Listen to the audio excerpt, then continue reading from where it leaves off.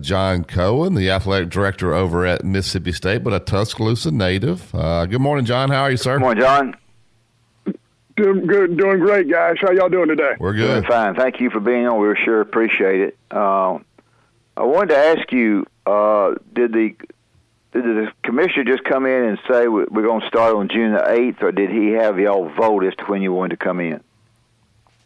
There was a lot of discussion, Coach. There are a lot of things at stake here, and I know as a former coach, you totally get this. You're trying to take care of the kids, but you're also trying to take care of your staff that's going to work with the kids. What's the better environment where they're them being in their hometown or being in the university environment? Sure. Are we in a situation where we know these kids are going to go work out in weight room facilities in their hometowns? Are they better off working out in our weight rooms with our professional strength instructors and conditioning instructors? So, Greg Sankey has been an absolute all-star throughout this because he's the guy who considers everything. And I think we're in a good spot. I think June the 8th works for everybody. And, okay. A lot of thought went into this process, Coach. Well, I didn't know if he had some people against it or what. I know you're not going to say that particularly. I just didn't know if he just said, this is what we're going to do. If you can do it if you want to. The ACC each school kind of comes in on their own, and I didn't know how that worked with y'all. Well, you don't have to come in on June the 8th. That's just a beginning point that you have the option to come in. Okay. And your kids do voluntary strength and conditioning at that time.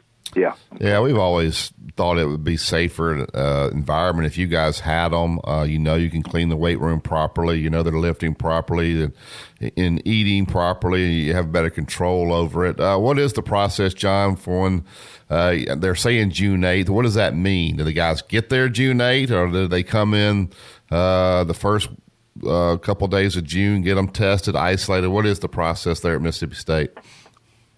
Yeah, our kids will be tested well before that June 8th model. And again, we're still going through the process. We're still going through the protocol of exactly what test. Is it going to be 2 tests? Is it going to be 1 test? How often are they going to be tested? Of course, they'll be screened every single day before they do any activity whatsoever with temperature and several questions, of each kid. So we're going to do it the right way. And one of the great benefits of being part of the Southeastern Conference is you have groupthink. Everybody's going to contribute to this process and work together to make sure that, we're going to be as safe as we possibly can. And I'll say this, guys, it's not going to be perfect because perfect doesn't exist. Right. Yeah. It just doesn't.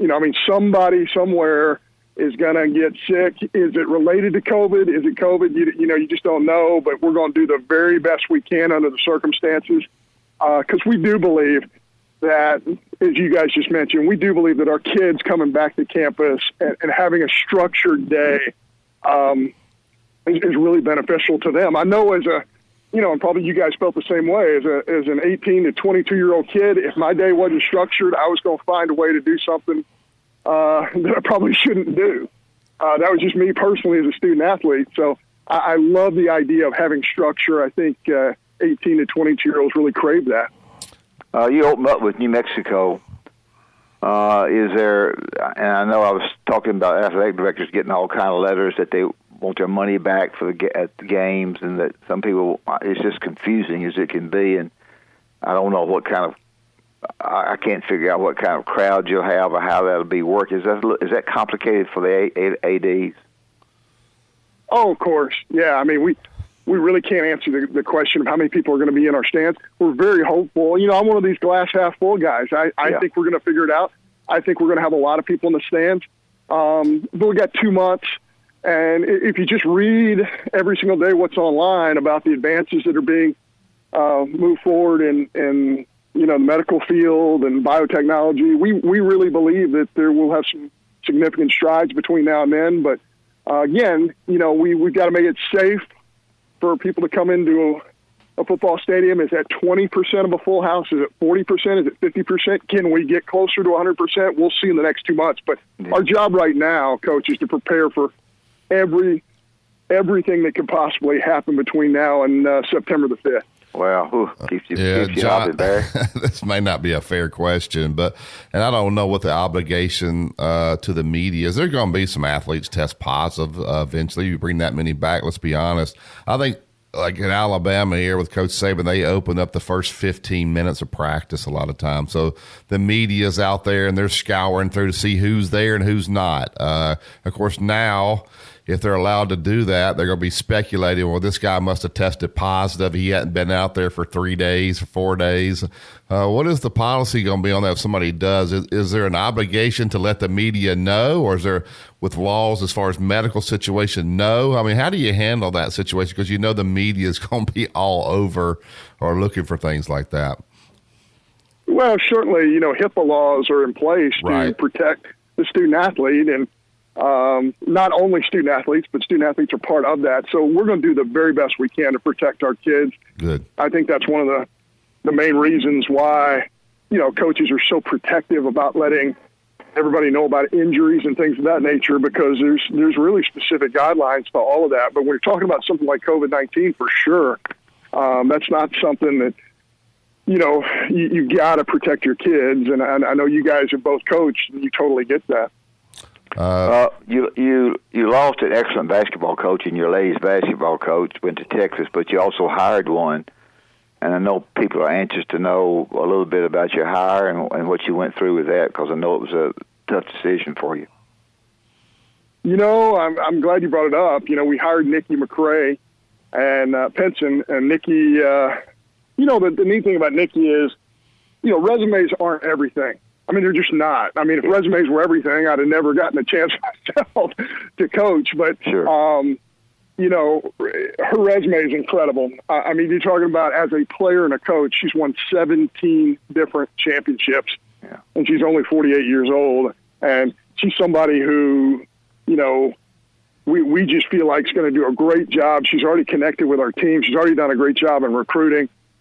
She's won a championship as an assistant coach, sitting right next to Dawn Staley at South Carolina. And, oh, by the way, who did they beat when they won their championship? That'd be Mississippi State. So, right. There's a lot of overlap here. She's a lot of familiarity, but we really like Nikki McCray Penson. We think she's going to do a great job. Well, that's great. I know it's difficult to lose somebody who's, has made your program big, especially financially, and it's great that you're able to get her, Barry.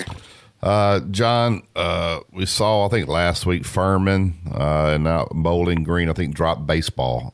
So we're seeing the effects of this COVID-19. Just what's your thoughts about college baseball, and how concerning is that to you that here two universities have decided to drop the program?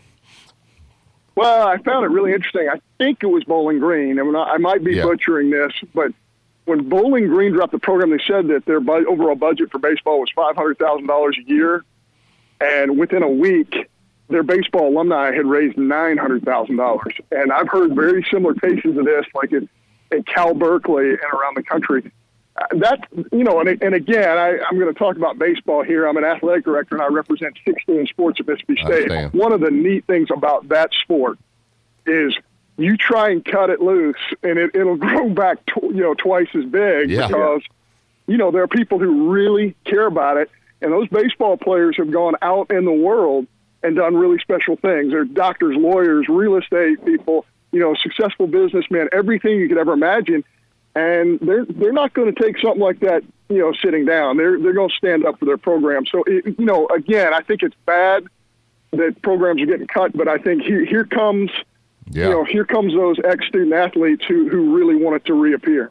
Yeah, I would think they would be saying, wait a minute, if it was a money situation, why didn't you ask us? I guarantee you, what's the number that we got to get to bring baseball back? Those guys will find that number, won't they, John? Baseball means a ton. Well, they'll find more than that at Mississippi State. If they something like that at Mississippi State, they'll be pouring the money in there, John. I just think baseball takes a back seat all the time, and it shouldn't. It really irritates me the way that baseball's handled, John. Well, there's several reasons that go into that. I won't go into it, but what you should do is have the great Ron Polk on your show, and he will tell you exactly. He was on 2 weeks ago. you guys know that Coach Polk is going to join us in our athletic department. He's going to be a special assistant to the athletic director at Mississippi State, and really excited to have him back. He adds so much knowledge and wisdom, and we just we're going to love having him back in Starkville. You sure are. He's a tough old bird. I like him a great deal. Your football staff is complete by now. You got some that stayed and some that left. You got a football coach that is known for offense. You got some quarterbacks as well. We do, and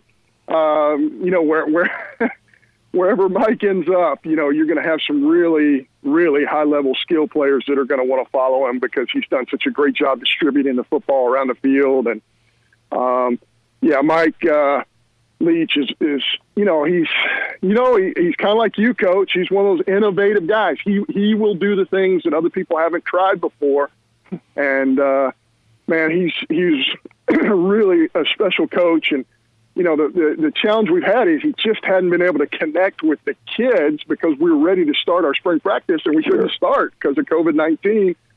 And he's done a lot on Zoom and on the phone, connecting with the kids, but, that face-to-face interaction you get through the coaching process just hadn't happened yet, and we look forward to getting him on the field with these kids. Yeah. Does he walk to work, John? I saw when he was at Washington State, he used to walk to work. Does he have a car there in Starkville, or is he walking to work? He's looking for some real estate, Barry, that allow him to do that. So hopefully he'll be able to find an opportunity to walk to work. He likes that. No doubt. Well, John, we appreciate you being on. We sure do. It's been great stuff. Thank you for being on. Appreciate it. And I know it's man, I'm a former Bama bouncer, so I feel like this is obligatory. I had to do this. Appreciate what y'all do. Yeah, forgot about the Bama bouncer. I was a Bama bouncer for C.M. Newton, and then later Coach Sanderson. But spent a lot of time over in the Coliseum and fun times. I might still have my Wimple-like mask somewhere in a box in my attic somewhere. You need to throw that away to get you in trouble. Hey, you wear that instead of an actual mask. Just put that on, John. You can walk around. You might be popular and start. You won't get far. You won't get real far if you put that mask on. You may get some fingers. Those were fun times. Yeah. Thank you for being on. You're great. As a kid growing up. Go ahead. Absolutely. Thank y'all. Thanks, okay. John.